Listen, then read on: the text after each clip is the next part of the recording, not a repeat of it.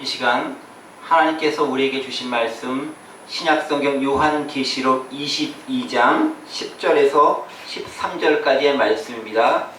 우리 22장 10절부터 13절까지의 말씀 한 목소리로 함께 봉독하겠습니다. 시작. 또 내가 말하되 이 두루마리의 예언의 말씀을 임봉하지 말라. 때가 가까우니라. 불의를 행하는 자는 그대로 불의를 행하고 더러운 자는 그대로 더럽고 의로운 자는 그대로 의를 행하고 거룩한 자는 그대로 거룩하게 하라.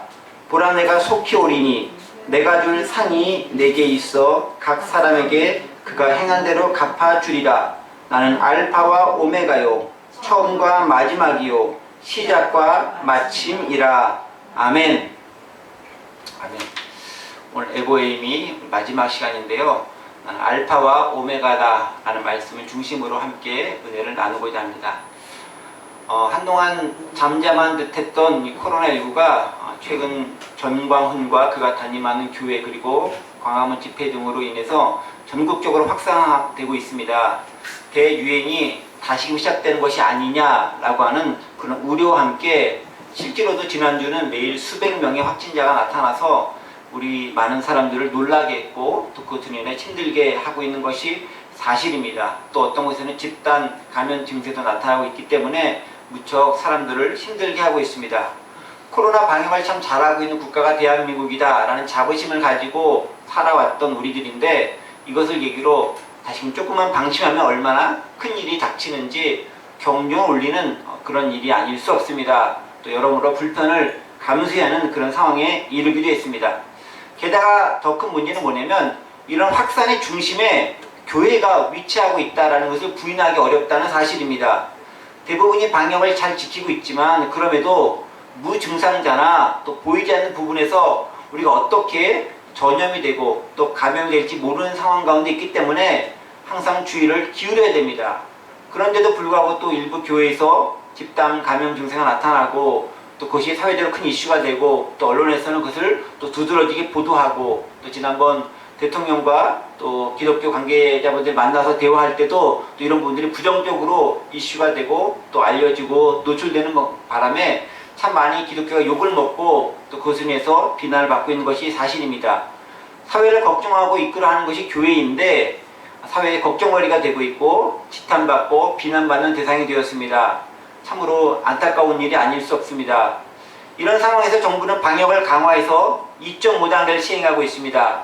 2.5단계가 어느 정도인가를 봤더니 거의 모든 경제활동에 상당한 제약이 가해지는 3단계 바로 직전까지 가 있는 그런 단계입니다. 그래서 저희도 모이지 못하고 이렇게 온라인으로 예배를 드리고 있습니다. 사회생활 하는 사람들 입장에서는 커다란 불편을 초래할 뿐만 아니라 여러 영업시간 등의 제한을 받기 때문에 생계에도 상당히 큰 지장을 초래하는 것이 방역 2.5단계의 조치이고 3단계로 넘어가면 그나마도 대부분의 경제활동을 할 수 없는 지경에까지 이르게 됩니다. 뿐만 아닙니다. 교회도 심각한 어려움에 처하게 되었습니다. 지난주부터 다시 비대면 온라인 예배를 드려야 됐고 각종 모임도 원칙적으로 금지되었습니다. 북악할로 예외는 아니어서 실시간 온라인 예배로 지난주부터 예배하고 있습니다. 또 다음 주 초에는 며칠간 우리 북악하는 문도 좀 닫을 예정입니다. 모여서 예배하고 교제해야 하는 기독교의 여러 특성상 모이지 못하고 예배에 지장이 초래하다 보니 제 마음도 무겁고 또 함께 예배드리는 여러분들의 마음도 편치는 않을 거다라고 생각을 합니다. 또 여러 가지 생업에서 지장이 있기 때문에 그런 부분들도 참 어렵고 힘들다. 또 이것이 빨리 끝나면 좋은데 몇 개월에 걸쳐서 계속 진행되고 있다 보니까 언제 끝나려나 하는 그 조급함에 우리를 더 무겁게 짓누르기도 합니다. 그래도 빨리 이 코로나한테 진정되어야 되기 때문에 잘 순종하고 정부의 조치에 잘 따르는 것이 그나마 제일 잘하는 것이 아닐까 싶습니다. 자, 그러면서 왜 이런 코로나와 같은 질병이 우리 시대에 창궐하고 전 세계적으로 퍼지가 되었는지 우리 다시금 질문해 보지 않을 수 없습니다. 여러 답변들이 가능하겠지만 특히 요즘 함께 나누고 있는 우리가 에고에임의 말씀을 통해서 나는 무엇이다, 나는 누구누구다 라고 말씀하시는 그 예수님의 말씀과 더불어서 함께 생각해보고 신앙적으로 이것이 우리에게 어떻게 적용될 수 있는지도 점검해보는 그런 시간이 되었으면 좋겠습니다. 오늘은 아까 처음에 얘기했던 것처럼 예수님의 자기 선언인 에고에임이 나는 무엇이다. 그 마지막 시간 되겠습니다. 특별히 오늘 이 시간에는 요한계시록에 있는 말씀을 잠시 다루려고 합니다. 보통 에고 에미 말씀은 요한복음만 가지고 얘기하는데 요한계시록 거의 마지막 장에도 나는 알파와 오메가다 라는 말씀을 통해서 예수님 스스로 내가 누구인지를 말씀하시고 밝히는 장면들이 나옵니다. 바로 이 말씀, 나는 알파와 오메가요, 처음과 마지막이요, 시작과 마침이다 라는 그 말씀을 통해서 처음이자 마지막인 예수님에 대해서 함께 생각해보고 그 의미가 무엇인지를 생각해보는 시간을 갖도록 하겠습니다. 요한계시록 하면은 우리가 좀 어렵게 느껴지고 또 접하기가 쉽지 않은 그런 성경이라고 생각됩니다. 또 그럴 것이 많은 이단이나 또 사이비 등이 이 요한계시록을 통해서 그들의 교리를 전파하거나 또 그들의 가지고 있는 신념이라던가 교리 체계들을 사람들에게 가르치고 그것들을 강의해 왔습니다. 또 그런 부분들에서 많은 것들이 왜곡되어지고 잘못 해석되어진 걸 통해서 사람들이 온전치 못한 신앙의 길로 빠지게 되었습니다. 근데 그게 가능한 이유가 뭐냐면 다른 성경들, 즉 요한계시록을 제외한 나머지 모든 65권의 성경들은 이미 모든 것이 이루어졌거나 현재 펼쳐지고 있는 일들에 대한 기록인데 반해서 요한계시록은 장차 일어날 일들에 대한 기록을 담고 있기 때문에 아직 우리가 경험하지 못한, 다시 말해서 그 누구도 지금 현재 입장에서는 검증해 볼 수 없는 것들이 기록되어져 있기 때문에 다양한 해석의 여지가 남겨져 있습니다. 그러니까 누가 어떻게 해석한다 할지라도 그것을 누구도 실제로 이런 사건을 통해 검증해 줄 수 있는 것이 없어요. 그런 사람도 없고 미래를 미리 살아본 사람이 우리 가운데 아무도 없기 때문에 실제로 어떻게 이루어졌는지 그것을 검증해서 이해해줄 사람이 없다는 것이죠. 때문에 요한계시록은 다양한 해석, 각자에 따른 해석, 그리고 각자가 믿고 있는 신념과 교리와 그리고 주관하는 바에 따라서 다양한 해석과 비평들이 나올 수밖에 없습니다. 자, 그런데 그렇게 다양한 거 나오는 것까지는 좋은데 이 다양성이 아무런 근거도 갖지 못하는, 즉 자기 복음적, 자기 계시적 해석에 불과한다면 그것은 문제가 크다라고 볼 수 있습니다. 중요한 것은 이 다양성이 성경 전체의 맥락과 그 흐름 속에 얼마나 부합돼서 펼쳐지고 있는가, 이걸 봐야 된다는 거죠. 다른 말로 통일성 가운데서 이 다양성이 해석되어야지만 그 온전한 다양성이 빛을 발할 수 있다, 우리 얘기할 수 있습니다. 자, 그런데 많은 사람들이, 특별히 이단이나 사이비 같은 사람들은 요한계시록 해석하면서 이와는 별개로 자신들의 생각과 사상을 끼워 맞추는 아전인수식 해석을 가지고 요한복음을 접했고, 이에 덧붙여서 내가 또 다른 계시의 말씀을 받았는데 라고 하면서 요한계시록 외에 자신이 받은 계시를 덧붙이며 이야기하는 것을 통해서 사람들에게 설파하고 그것을 복음이다, 계시다, 믿어라 라고 하면서 강요해 왔다는데 문제가 있습니다. 사실 기록된 말씀에 첨가하는 것은 다 거짓되고 헛된 것인데 많은 잘못된 사상들이, 잘못된 종교들이 거짓된 것들을 첨가해서 우리에게 이야기해주는 경향이 있습니다. 결국 요한복음은 해석하거나 설교하거나 문제를 일으킬 수 있는 성경으로 남게 될 경향이 없지 않아 있습니다. 요한복음이 요한계시록이 그렇다라는 거죠. 올바르지 않습니다. 하지만 그럼에도 불구하고 요한계시록도 분명히 성경입니다. 사실 그 말씀은 이 요한계시록을 제대로만 볼 수 있으면 오늘 우리가 어떻게 우리가 처한 이 어려움과 난관을 극복해 나갈 수 있고 신앙을 견고하게 할 수 있는지를 요한계시록을 통해 우리는 점검해 볼 수 있는 좋은 기회가 되기도 합니다.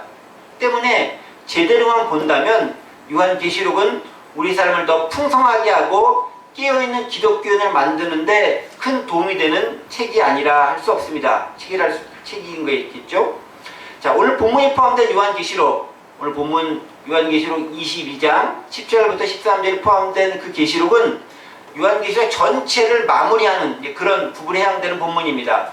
사도 요한이 반모섬에서 환상 가운데서 하나님과 또 예수 그리스도와 또 천사들 만나면서 기록해 내온 것이 요한계시록인데 그 전체적인 것을 마무리하면서 기록한, 즉 끝 인사가 기록된 부분이 바로 오늘 본문이다 라고 할 수 있습니다. 그런데 오늘 본문이 포함된 이 요한계시록 22장은 좀 특별하게 본문의 인사말이 진행되고 있음을 발견할 수 있습니다. 어떤 부분이 특이하냐면요, 오늘 본문을 포함한 요한계시록의 끝 인사말, 끝맺음하는 말들은 세 부분에 걸쳐서 이 마무리가 지어진다라는 것입니다. 어떻게 세 부분이냐면요, 요한계시록 22장 6절부터 11절 보면 요한이 대화를 나눴던 천사의 인사말이 기록되어 있고, 그리고 12절부터 17절을 보면 실질적인 주인공인 예수님의 인사말도 기록되어 있고, 그리고 18절부터 마지막 21절까지는 본 서신의 저자인 사도 요한의 인사말이 기록되어 있습니다. 세 부분의 인사말이 기록되어 있는 것이죠. 그리고 이 인사말에 공통적으로 기록된 말이 있는데 그 말이 뭐냐면 이런 말이죠. 내가 속히 오리라. I'm coming soon 이라고 하는 그 단어가 공통적으로 기록되어 있습니다. 실제로 보실까요? 자, 먼저 요한계시록 22장 7절 말씀을 보겠습니다. 7절 말씀은 이렇게 기록되어 있죠. 보라, 내가 속히 오리니 이 두루마리의 예언의 말씀을 지키는 자는 복이 있으리라 하더라 라고 하면서 내가 속히 오리라 라는 22장 7절의 말씀이 기록되어 있습니다. 여기서 내가 속히 오리라는 말씀이 있습니다. 그리고 또 12절 말씀 보면은 내가 속히 오리니 내가 줄 상이 내게 있어 각 사람에게 그가 행한 대로 갚아주리라 라고 하면서 여기도 역시 12절에도 내가 속히 오리라는 말씀이 있습니다. 그리고 20절도 또 보면은 이것들을 증언하신 이가 이르시되 내가 진실로 속히 오리다 하시거늘 아멘 주 예수의 오시옵소서 라고 기록하면서 역시 여기에도 속히 오리라 라는 말씀이 기록되어 있습니다. 그러니까 7절과 12절과 20절에 공통적으로 세 부분에 걸쳐서 내가 속히 오리라, 영어로 보면 I'm coming soon 이라고 하는 이 단어가, 이 문장이 기록되어 있는데 이 각각의 구절들은 제일 처음에는 천사가 끝인사를 하는 와중 가운데, 두 번째는 예수님께서 끝인사를 하는 와중 가운데, 그리고 마지막에는 사도 요한이 끝인사만 하는 그 가운데에서 이 세 단어, 내가 속히 오리라는 단어가 각각 기록되어 있다라는 거예요. 이렇게 속히 오리라는 말이 기록되어 있다는 것은 어떤 의미가 있겠습니까? 왜 세 번씩이나 세 주체가 인사만 하는데 세 번에 걸쳐서 왜 이 단어가 똑같이 들어가 있겠느냐라는 거죠. 왜 그렇겠습니까? 그만큼 라는 거죠.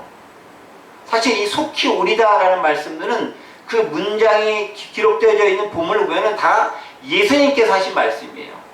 그러니까 천사가 끝인사만 하는 것에도 예수님의 말씀으로 들어가 있고, 또 예수님께서 말씀하신 그 부분도 예수님의 말씀이니까 직접 들어가 있고, 마지막에 사도 요한 인사말 할 때도 예수님의 말씀을 인용하면서 내가 속히 오리라 라는 말씀을 통해서 이렇게 우리들에게 진행시켜서 이야기해주고 있다는 것을 알 수 있습니다. 중요하다는 거죠. 뭐가? 예수님께서 이렇게 세 번에 걸쳐서 강조하는 내가 속히 오리다 라는 말씀이 요한계시록 마지막에서 무척 중요하게 우리들에게 제시된다라는 거예요. 왜 마지막에 요한계시록 끝내면서 내가 속히 오리라는 말씀을 가지고 강조하면서 끝내야 되는가라는 거죠. 왜 그렇겠습니까? 예수님께서 속히, 즉 임박하게 재림을 하실 거다라는 것을 강조해서 우리들에게 이야기해주고 있다라는 거예요. 주님은 반드시 다시 오신다는 의미로 마지막 22장에서 세 번에 걸쳐서 다른 주체들의 끝맺는 인사말에서 사용하고 있다는 거예요. 재림을 강조하고 있는 거죠. 그 말은 뭐겠습니까? 우리가 어떻게 적용되겠습니까? 재림을 강조하고 있다는 말은 있는 것 우리로 하여금 너희는 그 재림을 준비하고 기대하고 고대하면서 그에 합당한 신앙생활을 만들고 진행시켜 나가도록 하라라는 권면의 의도가 이 가운데 담겨져 있다는 거죠. 때문에 요한계시록 22장의 맨 마지막 구절 22장 20절 21절에는 뭐라고 기록되어 있냐면 이렇게 기록되어 있습니다. 예수님의 선언에 화답하는 형식으로 기록되어 있습니다. 뭐라고 기록되면 아멘 주 예수여 오시옵소서 라고 기록합니다. 그렇죠? 이것들을 증언하신 가 이르시되 20절입니다. 내가 진실로 속히 오리라 하시거늘 아멘 주 예수여 오시옵소서. 21절 주 예수의 모든 자들에게 있을지어다 라고 하면서 끝맺음을 하고 있습니다. 여기서 우리가 잘 아는 그런 단어를 하나 발견할 수 있죠. 아멘 주 예수의 오시옵소서. 이 단어, 이 문장을 우리가 잘 아는 다른 말로 표현하면 마라나타 라고 표현할 수 있습니다. 이 마라나타는 사실 아람어인데요. 주 예수 속히 오시옵소서 이 말은 마라나타라는 아람어의 헬라어 표기가 되겠죠. 즉 주 예수 속히 오시옵소서 마라나타 하면서 이 서신을 듣는 사람, 이 서신을 받는 사람이 화답하게 돼 있다라는 거예요. 예수님께서 내가 속히 오리라 세 번에 걸쳐 강조하며 얘기하자 이 서신을 받는 사람이 요한을 비롯해서 이 서신을 듣는 모든 사람들이 주여 속히 오시옵소서 마라나타 하면서 그 예수님의 말씀에 대해서 화답하고 있는 것을 알 수 있습니다. 자, 그 말씀은 뭐겠습니까? 우리는 이 요한계시록을 보면서 궁극적으로 다짐해야 되는 게 뭐냐면 주 예수께서 다시 오실 것을 기대하며 준비하는 신앙을 가져야 한다는 것이죠. 반드시 속히 오겠다라는 그 주님의 말씀에 그렇다면 우리는 그에 합당한 삶을 살아가고 있는가, 그에 합당한 준비를 하고 있는가를 한번 되짚어 보면서 그 예수님의 말씀에 어떻게 나는 화답할 것인가, 주 예수여 속히 오시옵소서, 아니면 주님 조금 늦게 오시옵소서, 주님 안 오시면 안 돼요, 이런 여러 가지 답변들을 준비하면서 우리가 내놓을 것들을 분명하고 확실하게 제시해 드릴 수 있어야 된다는 겁니다. 우리 한번 돌아보는 시간 되면 좋을 것 같아요. 우리는 주님의 재림을 기대하며 기다리는 그 마라나타 신앙을 가지고 있는가 한번 돌아보며 생각해 볼 필요가 있습니다. 혹시 주님의 재림이 언제 올지 모르기 때문에 그저 내 마음대로의 삶과 신앙에만 매몰되어 있는 것은 아닌지 우리 자신을 돌아볼 필요가 있습니다. 사실 종말을 준비하는 삶을 살아가는 것은 무척 중요합니다. 왜? 그 종말에 대한 준비가 있어야 현재의 삶도 가치 있게 살아갈 수 있기 때문에 그러합니다. 물론 이 종말에만 너무 큰 관심과 모든 관심을 두다 보면 종말에만 매몰된 나머지 현재의 삶 자체를 너무 가볍게 여겨서 너무 도외시하는 그런 부작용이 생길 수도 있습니다. 과도한 종말에 대한 집착은 현재를 간과하거나 무시하기 쉽다는 것이죠. 그래서 나온 이단 단체들이라던가 잘못된 사람들이 이런 것들이 있죠. 예전에 이장님 뭐 이런 사람들, 이런 무리들이 과도한 종말론 때문에 현재를 무시하고 엉뚱한 삶을 살거나 또 현재에도 또 이상한 치들이 저기 뭐 피지 같은 데다 이렇게 그쪽으로 다 재산 다 정리해서 거기 가서 살면서 우리는 우리만 구원받을 거야, 거기서 이렇게 살다가 갈 거야, 이렇게 엉뚱한 삶을 사는 사람도 있는데 그거는 종말만 생각했기 때문에 문제인 것이고, 그러나 종말론을 생각하지 않으면은 현재의 삶을 너무 방탕하게 살아가는 것이고, 이 둘을 균형 잡힌 시각을 가지고 보는 것이 무척 중요하다는 거죠. 즉 마라나타 신앙을 가지면서 건전한 종말론을 가져야 건전한 현재의 삶을 제대로 살아갈 수 있는 우리가 될 수 있다는 것을 우리가 다시 한번 이 말씀을 통해서 생각해 봐야 한다는 것입니다. 자, 이제 이 정도 배경을 가지고 조금 더 말씀을 주의 있게 한번 살펴보도록 하겠습니다.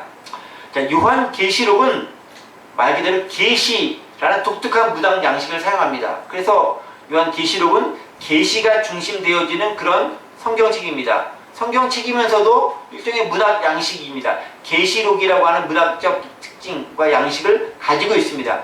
그런데 이 계시라는 게 어떤 거냐면은, 계시는 주로 어떤 위에 있는 존재가 아래에 있는 존재에게 무언가 특별한 것을 말해주거나 알려주는 것을 계시라고 보통 이야기합니다.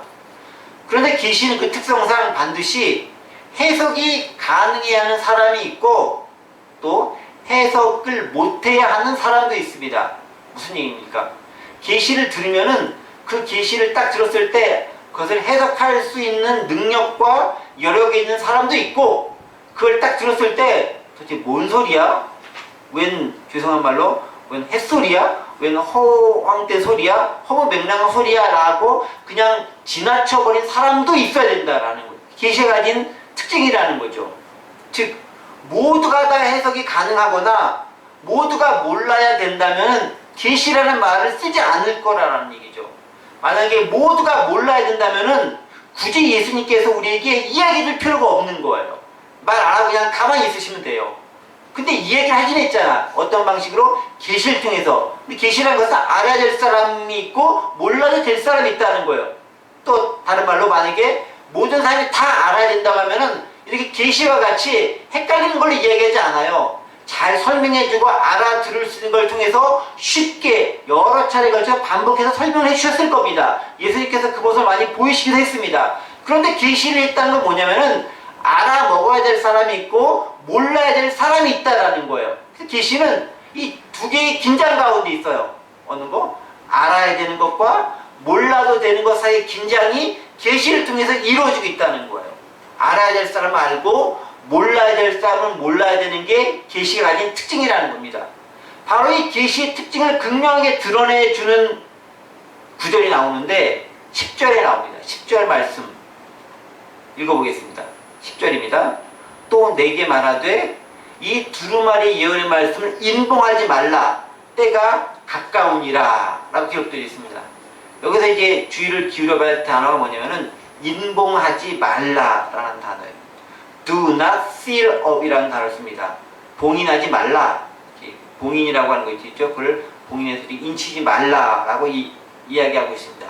이 봉인하지 말라는 말인데 봉인하지 말라는 말은 뭐예요? 열어두라는 말이잖아요. 누구나 볼 수 있게 하라는 말이죠. 즉 쭉 요한계시록을 설명해 나가고 쭉 진행해 나가면서 마지막 22장에서 뭐라고 얘기하냐면은 이 계시록을 봉인하지 말고 누구나 알 수 있게, 누구나 깨달을 수 있게, 누구나 볼 수 있도록 열어놔라라는 거예요. 니네만 알 수 있게 닫아놓지 말고 열어놓으라고 이야기합니다. 무엇을 열어놔야 되겠습니까? 무엇을 알려야 되겠습니까? 바로 이 두루마리의 예언의 말씀을 다 알게 해야 된다는 거예요. 10절에 기록되어 있죠. 이 두루마리 예언의 말씀을 인봉하지 말라. 왜? 때가 가깝기 때문에 그렇다. 우리 한국의 성경에 나타나 있지 않지만은 영어 성경이나 헬라 성경 보면은 헬라어는 가르, 영어는 for라고 하는 단어를 쓰면서 for the time is near. 때가 가깝기 때문에 이 예언의 말씀은 다 열어놔서 누구든지 읽어봐야 된다. 누구든지 깨달아야 된다라고 이야기해주고 있다라는 거예요. 그런데 성경을 보면 이렇게 봉인하지 말라라는 말만 있는 게 아니라 더 정확히 얘기하면 봉인하라라는 말이 더 많이 나와요. 아십니까? 아니 봉인하라 하지 말라라는 말 성경에 나와 라고 여러분들이 질문하실 수 있을지도 모르겠는데 성경을 보면 봉인하라 혹은 하지 말라라는 말이 겹쳐서 나오는 경우가 있습니다. 어떻게 나오느냐 보겠습니다. 봉인하라라는 말씀이 어디 나오냐면 특별히 구약 성경에 여러 차례 걸쳐 나타나고 특별히 예언서에 많이 나오는데 가장 대표적인 구절 중에 하나가 다니엘 12장 4절에 나옵니다. 이렇게 기록되어 있죠. 우리 스크린에 나타나 있죠. 네. 다니엘아 마지막 때까지 이 말을 간수하고 이 글을 봉함하라. 많은 사람이 빨리 왕래하며 지식이 더하리라. 무슨 말씀이에요? 다니엘이 받은 그 예언의 말씀을 덮어두라는 거예요. 봉함하고 다른 사람들에게 알리지 말라라는 거예요. 네가 받은 말씀을 성경에만 기록하고 다른 사람들에게 특별히 알리지는 말라라고 이야기해주고 있습니다. 그러니까 여기서는 뭐냐면은 알리지 말라라는 거예요. 계시를 누설하지 말라라는 것입니다. 자, 그러면 이제 이렇게 생각해 볼 수 있습니다. 아니 다니엘은 예수님이 오시기 전이니까 예수님에 관한 상이라던가 예수님의 초림에 대한 부분들은 뭐 당연히 이렇게 덮어줄 수 있었지. 근데 요한계시록은 언제쯤이에요? 예수님 오시고 부활하시고 승천하신 다음의 일이 요한계시록이 쓰여지는 거잖아요. 사도 요한이 맨 나중에 쓴 책이 요한계시록이잖아요. 신약성경 맨 마지막에 쓰여진 게 요한계시록이잖아요. 그렇다고 한다면 이거 다 예수님에 대한 거 다 끝났을 다음인데 이건 어떻게 되는가? 이런 질문이 남지 않겠습니까? 그런데 요한계시록도 보면은 요한계시록에도요 봉인하지 말라뿐만 아니라 봉인하라라는 말도 나오는 것을 알 수 있습니다. 여기 보시면 기록되어 있죠. 요한계시록 10장 4절 10장쯤 보면은 여전히 봉인하라라는 말이 나옵니다. 뭐라고 나옵니까? 일곱 의뢰가 말을 할 때에 내가 기록하려고 하다가 곧 들으니 하늘에서 소리가 나서 말하기를 일곱 의뢰가 말한 것을 인봉하고 기록하지 말라. 여기는 인봉하라. 즉 복인해서 기록하지 말라라는 거예요.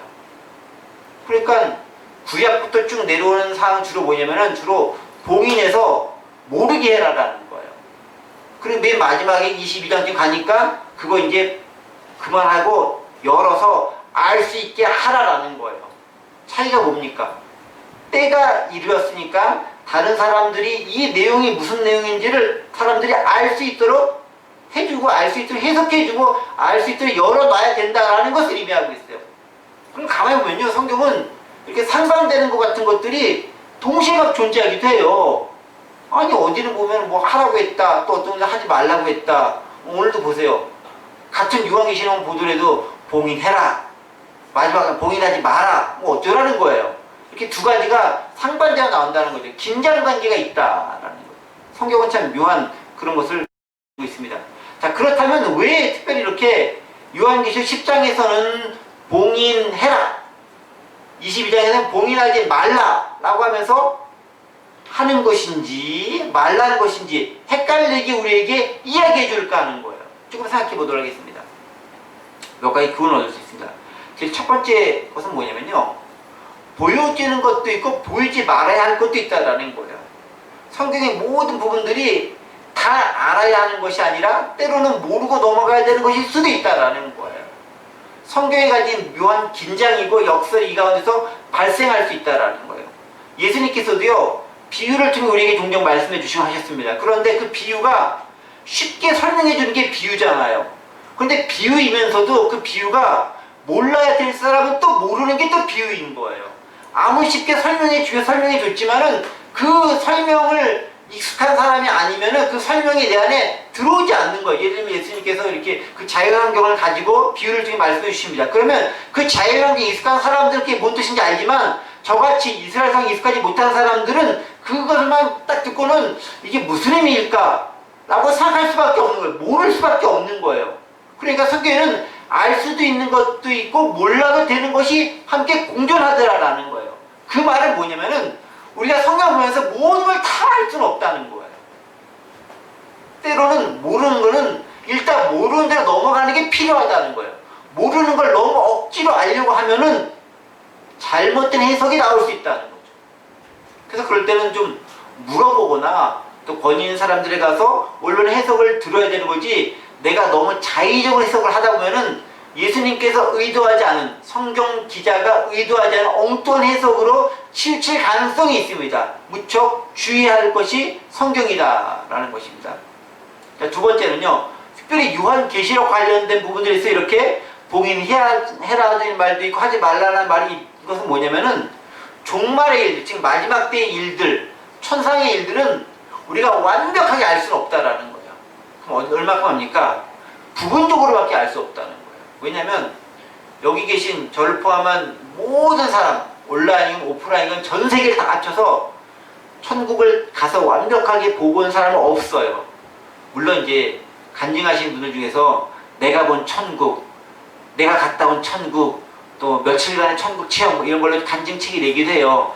그 책이 얼마나 신빙성이 있는지도 모르겠고, 그렇다 할지라도 그분이 본 것은 극히 천국의 일부분인 거지 전체를 봤다라고 얘기할 수 없는 거예요.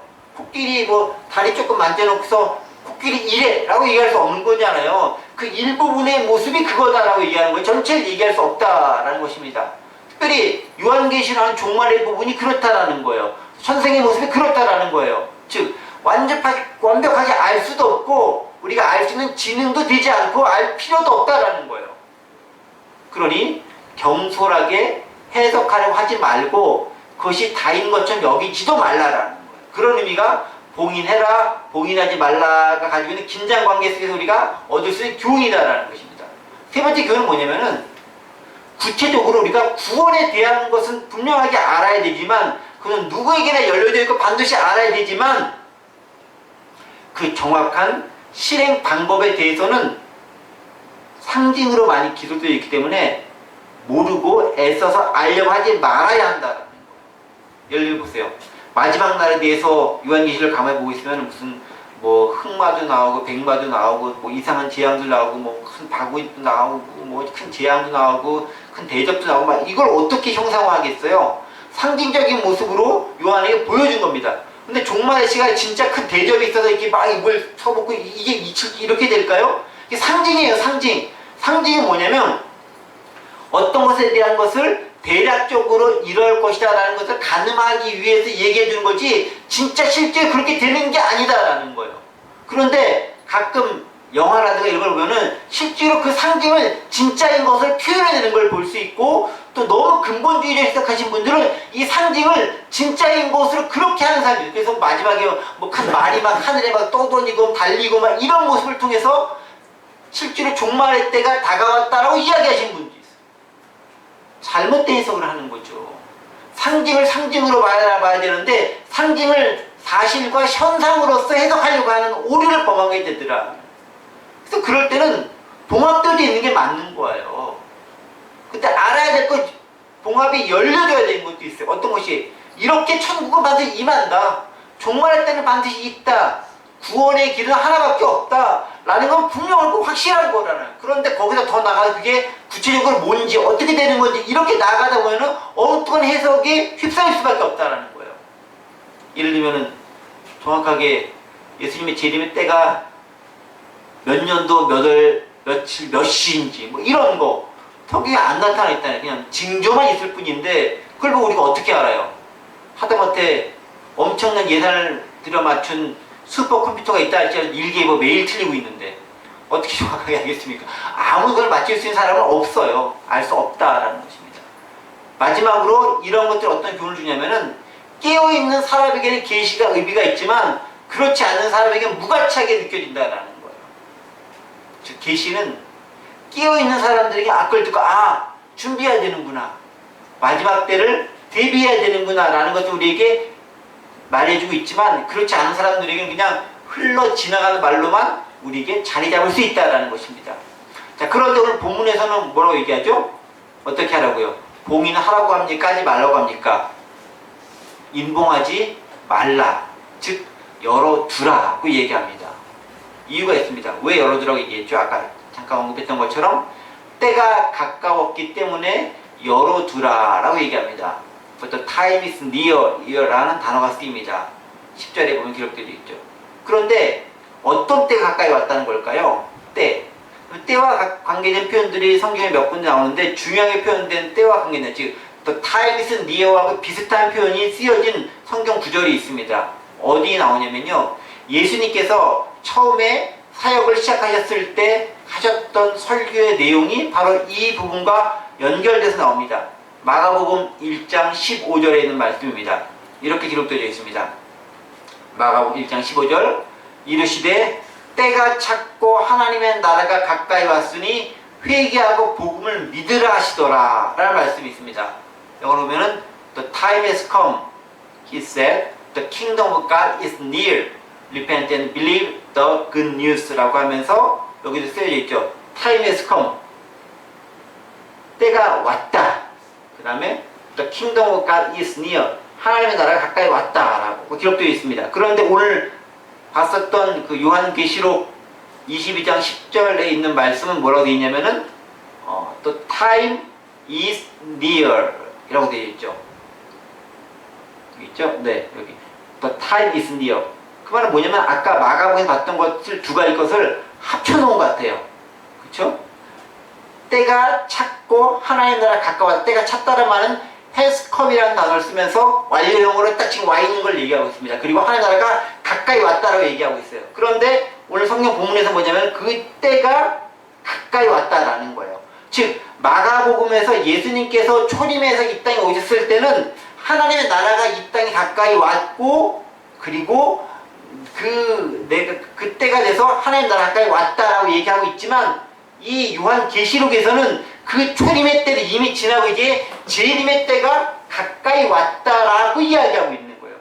초림의 때를 이미 지났고 재림의 때가 가까이 왔다라고 하면서 마가복음과는 다른 의미에서 그 때를 우리에게 얘기해주고 있어요. 그러니까 마가복음은 초림으로 해서 예수님의 사역의 때를 얘기하고 있다면 요한계시록에서는 다시 오실 예수님의 그 재림의 때를 우리에게 이야기해주고 있다라는 거예요.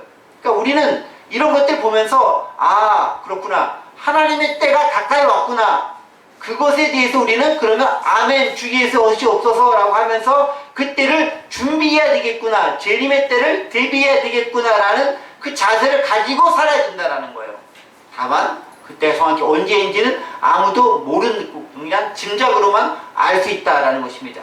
자, 이렇게 그때 가까이 왔다라고 하시면서 경고의 말씀이 11절, 12절부터 경고의 말씀이 주어집니다. 어떤 경고의 말씀이 주어집니까? 11절 보면은 불의를 행하는 자는 그대로 불의를 행하고 더러운 자는 그대로 더럽고 의로운 자는 그대로 의를 행하고 거룩한 자는 그대로 거룩하게 하라 라고 얘기합니다. 그리고 12절에서는 정리하면서 얘기합니다. 보라 내가 속히 오리니 내가 줄 상이 내게 있어 각 사람의 그 행한 대로 갚아주리라. 무슨 말씀이에요? 지금 때가 가까웠는데 그 때의 징조를 보니까 이런 거예요. 나쁜 짓 하는 놈들은 더 나쁜 짓 많이 하고 옳은 일 하는 사람은 더 옳은 일 많이 하게 되더라라는 거예요. 그리고 내가 그거 보면서 상을 준비해 놨는데 이제 곧 심판의 때가 돼서 그 행한 대로 갚아주겠다, 심판하겠다라는 말씀을 선언하고 있습니다. 자, 그런데 가만히 보세요. 마지막 때가 될수록 더욱더 분명해지는 것을 발견하고 있어요. 어떻게 분명해집니까? 불의를 행하는 자는 그대로 불의를 더 많이 행하게 되는 것이고요. 거룩함을 행하는 사람은 더 거룩함을 더 많이 행하는 거예요. 의로운 사람은 더 의로워지고 거룩한 사람은 더 거룩해지고 불의한 사람은 더 불의해지고 거룩하지 못한 사람들은 더 거룩하지 못한 상태로 진행되어 간다는 거예요. 근데 이게 이것만 그런 것이 아니라 실제로 우리의 삶의 모습 보면 많은 삶이 그래요. 좀 자본주의의 특징이 뭐냐면 가장 특징이 뭐냐면은 빈익빈 부익부가 갈수록 심해진다는 거예요. 부의 양극화가 이루어지는 거죠. 부자는 갈수록 부자가 되고 가난한 사람들은 갈수록 더 가난하게 된다라는 거예요. 즉 극명하게 나뉘는 시대가 되는 거죠. 우리가 지향하고 있는 건 뭐냐면은 나뉘는 게 아니라 조금이라도 더 더불어 잘 사는 사회를 만들어가는 걸 원하는 거잖아요. 천국도 보면은 나누어진 사회가 아니라 다 같이 아름답게 화평하게 사는 게 천국이에요. 그런데 이렇게 극명하게 나눠진다는 건 뭐냐면은 그만큼 종말의 때 가까웠다는 것이고 그만큼 악의 세력이 강하게 역사하고 있다는 것을 단적으로 드러내주는 증거가 되는 거죠. 그러니까 우리가 세상을 보면서 알 수 있는 거예요. 더 강력하게 나눠지는 거예요. 이번에 코로나19로 인해서 더 많이 나눠집니다. 어떻게? 기독교는 점점 소수 종교가 되어가고 있는 거 아십니까? 이 말씀을 들으면 여러분 어떻게 해석할지 모르겠지만 차별금지법에 대해서 많이 얘기를 하고 있잖아요. 기독교가 차별금지법에 대해서 반대를 많이 특별히 하고 있는데 조심해야 될 수 있어요. 왜냐면은 그 차별금지의 대상이 기독교가 포함될 수도 있어요. 이제 우리가 소수자가 될 수도 있어요. 지금 사회를 돌아가는 걸 보면은 교회 다닌다고 함부로 말을 내놓고 하지도 못해요. 특별히 저희같이 성북구에 살면은 어디 가서 절대 말 못합니다. 성북구민이라는 말하는 순간 이상한 눈으로 쳐다볼 뿐만 아니라 혐오의 눈으로 바라볼 가능성도 있어요. 무슨 얘기예요? 내가 예수님을 믿는다는 것 자체가 다른 사람들에게 얘기하기 힘든 시대가 올 수도 있다라는 거예요. 양극화가 심해져 가고 있는 거고요. 점점점 믿음을 갖기가 어려워진 시대가 되어가고 있다라는 거예요. 복음은 널리 퍼져가고 있는데 제대로 믿는 건 훨씬 더 어려워진 시대가 되고 있다. 그 시대에 우리가 살고 있는 거예요. 여기 있는 거 그대로 얘기한 거잖아요. 불의를 행하는 자는 그대로 불의행하고 더러운 자는 그냥 더럽게 행하는 냅둬라. 그렇게 더 심해져 가라는 거예요. 반대로 의로운 자는 더 의로워지고 거룩한 자는 더욱더 거룩해져 간다라는 거예요. 그게 종말의 시대, 말세 시대에 확연하게 드러나는 진주의 모습이다라는 거예요. 그걸 봤었을 때 때가 가까웠다는 거예요. The time is near예요. 그 때가 가까웠다. 어느 때 마지막에 종말의 때가 가까웠다는 걸 그걸 보고 알 수 있다라는 거예요. 그러니까 기독교가 핍박받느냐 안 받느냐를 떠나가지고 이렇게 소수화되어가고 다른 사람들로부터 혐오의 단계가 되어가고 있다는 자체가 이미 그때 가까웠다는 것을 드러내는 것입니다. 그런데 그 책임이 누구에게 있는지 봐야 되는 거예요. 우리가 잘했는데 그렇게 된다. 라면 좋은 거죠. 근데 그게 아니고 우리가 못했기 때문에 이 욕을 먹고 있으면 그때는 돌이켜야 되는 거죠. 빨리. 왜냐면 나도 더불어서 멸망의 자리에 들어설 위험에 처할 수도 있기 때문에 그렇다는 거죠. 우리는 시대를 보면서 말씀을 비춰 우리 시대를 보면서 우리 자신을 반추해 볼 수 있어야 되는 거예요. 내가 과연 어느 쪽에 서 있는지, 실제 무엇인지. 지난번에 얘기한 내가 믿는 것은 이건데 실제 내 상태는 엉뚱한 고칠 수 있으니까 그것으로부터 우리는 제대로 된 것을 선택할 수 있는 용기와 통찰력이 있어야 된다라고 알 수 있습니다. 자, 그러면서 마지막에 13절에서 예수님께 마지막 선언을 딱 하면서 오늘 본문을 끝맺습니다. 그 13절의 선언이 뭡니까? 나는 알파와 오메가요, 처음과 마지막이요, 시작과 마침이다. 똑같은 말을 3번에 걸쳐 반복하고 있는 거예요. 알파와 오메가다. 이 알파 오메가란 말 여러분 아시겠지만 헬라어에서 가장 첫 번째 단어가 그냥 가장 마지막 알파벳이죠. 알파와 오메가가 있습니다. 그 다음에 처음과 마지막, 시작과 마침이라는 단어를 쓰면서 처음과 끝이 나다라고 얘기합니다. 자, 그럼 생각해 봅시다. 종말에 대한 얘기 쭉 하면서 왜 마지막에 예수님께서 이 얘기를 하셨을까요? 시간이 많이 지났으니까 간단하게 결론적으로 얘기하고 마치도록 하겠습니다. 지금 뭐겠습니까? 종말의 때도 그 주인은 예수님이라는 거예요. 뭡니까? 처음도 예수님이고 마지막도 예수님이 그 주인공이다라는 것입니다. 우리 어떻게 알 수 있을까요? 여러분 요한복음을 1장을 보면 이렇게 기록되어 있습니다. 요한복음 1장 1, 2, 3절 보면요. 태초에 말씀이 계시니라. 태초는 뭐겠습니까? 처음입니다. 처음. 하나님께서 천지를 창조할 그 처음. 그때 무엇이 있었다고요? 누가 있었다고요? 말씀이 계시니라. 말씀은 예수님을 의미합니다. 예수님이 태초부터 계셨다는 것, 처음부터 있었다는 것입니다. 이 말씀이 하나님과 함께 계셨으니 이 말씀은 곧 하나님이시니라. 그가 태초에 하나님과 함께 계셨고 만물이 그로 말미암아 지은 바 되었으니 지은 것이 하나도 그거 없이 된 것이 없느니라 라고 하면서 태초부터 예수님이 계셨다라고 얘기합니다. 그리고 오늘 맨 마지막에 종말의 순간에 또 예수님이 등장합니다. 내가 속히 오리라. 종말이 속히 오리라 하면서 내가 처음과 끝이 나다라고 얘기합니다. 그런데 여러분 이 표현 나는 알파와 오메가라는 이 말이 우리는 요한계시록 22장 오늘 본문 13절에서 봤는데 이게 요한계시록에 한 번 더 나옵니다. 어디 나올까요? 요한계시록 1장에 나옵니다. 요한계시록 1장 7절과 8절 말씀 함께 보겠습니다. 제가 읽을게요. 볼지오다 그가 구름을 타고 오시리라. 각 사람의 눈이 그를 보겠고 그를 찌른 자들도 볼 것이요 땅에 있는 모든 족속이 그로 말미암아 애곡하리니 그러하리라. 아멘. 8절입니다. 주 하나님이 이르시되 나는 알파요 오메가라.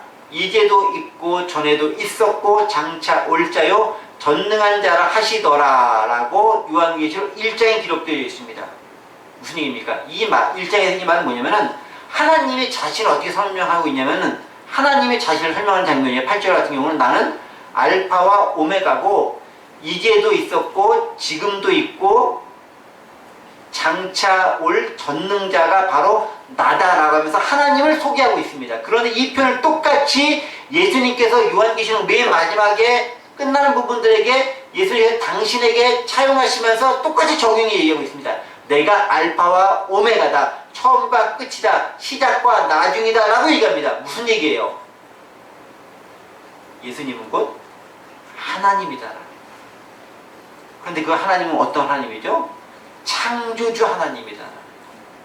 처음부터 모든 걸 만드신 분, 천지를 만드신 분이 바로 하나님이셨다라는 것이고 그 하나님이 바로 예수 그리스도였다라는 것들을 이 마지막 요한계시록을 통해서 우리들에게 드러내주고 있다라는 거예요.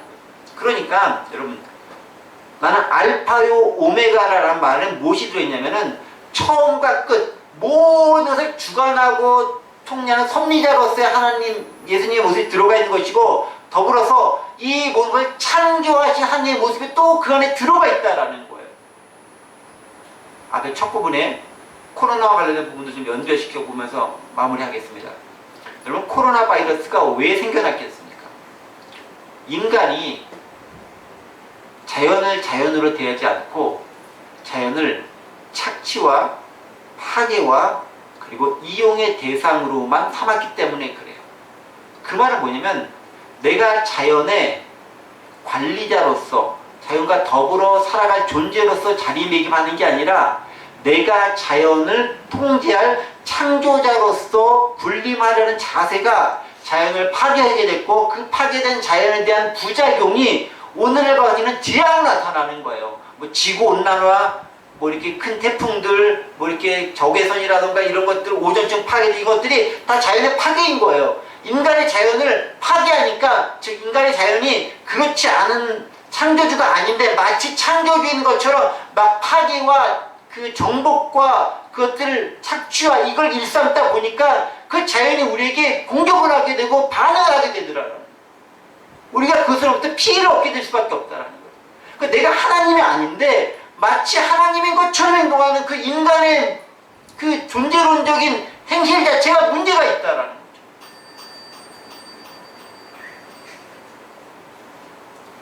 하나님은 하나님으로서 존재해야 되는 것인데 하나님으로 존재하는 그 하나님을 내두고 내가 하나님이 되려고 하니까 거기서 문제가 생기더라. 나는 알파와 오메가요라는 것은 내가 알파와 오메가라는 거예요. 우리가 아니라. 그런데 우리는 우리가 알파와 오메가 뭔가를 다 통제하고 다 할 수 있다고 착각하며 살고 있는 거예요. 우리가 방역 다 잘 통제할 수 있다. 누가 그걸 장담할 수 있어요? 바이러스 보이지도 않는데, 증상자가 보이지도 않는데 어떻게 통제하겠어요? 안 된다는 거예요. 그러니까 우리 철저하게 피조물로서의 존재의 정체성을 인식하고 인정하면서 겸손하게 알파와 오메가이신 주님을 경배하고 기대하고 기다리면서 준비하는 자로 서야 되는 것이지, 내가 그 자리를 침범해서 내가 창조주인 것처럼 행하는 순간 더 큰 재난이 우리 가운데 닥칠 수밖에 없다라는. 나는 알파와 오메가라는 말이 오늘 우리 시대 코로나 연결시키면 그렇게 연결시킬 수 있다라는 거죠. 말씀을 정리하겠습니다. 계시록에 있는 말씀들은 우리가 알아야 될 것도 있고 몰라야 될 것도 있습니다. 몰라야 될 것들을 억지로 알려고 하면 그 다음부터 이단이 될 수 있고 사이비가 될 수 있고 오류가 발생합니다. 잘못된 길로 들어갈 수 있는 것이죠. 우리는 다 알 수 없습니다. 겸손하게 모르고 인정하며 나갈 때 오히려 더 큰 은혜가 임할 수 있습니다. 그 겸손하면 바로 알파와 오메가 되신 창조주 하나님에 대한 인정이고, 그 예수 그리스도께서 그 창조주 하나님과 동일하신 분이시라는 걸 온전히 받아들이고 인정하면서 나의 나된 모습, 정체성, 즉 나는 피조물이라는 걸 인정하며 살아갔었을 때 알파와 오메가이신 예수님을 온전히 우리가 대우해 드리면서 믿으면서 살아갈 수 있는 신앙인의 모습을 보일 수 있는 것입니다. 내가 그 자리까지 침범하려고 하는 순간 우리는 더 큰 재앙에 맞닥뜨릴 수밖에 없습니다. 바라고 원하기는 나는 알파와 오메가요, 처음과 나중이라는 그 부분은 우리 주님께 해당하는 명칭입니다. 우리가 그것을 침범하려고 하면 안 됩니다. 다만 우리는 그러한 주님을 믿고 따르고 다시 오실 그 주님을 기대하고 준비하는 종말 사상, 온전한 종말 사상을 가지고 살아나가는 것이 필요합니다. 그 모습을 통해 이 땅을 고치실 예수님을 기대하면서 더 아름다운 나라에 합당한 청지기로 살아가기로 다짐하고 결심하는 저와 여러분들 되시기를 간절히 원합니다.